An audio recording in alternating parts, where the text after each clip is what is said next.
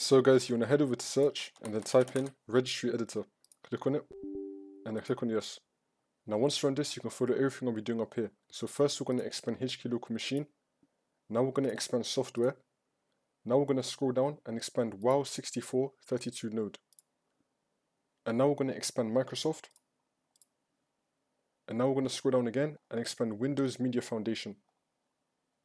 Let me make this a bit bigger. You want to expand Windows Media Foundation. And now you want to click on Platform.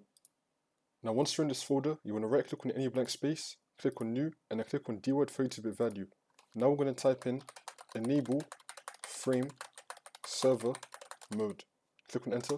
Type it in the exact same way how I did with the same capitals and same lowercase. Now you want to double click on Enable Frame Server Mode.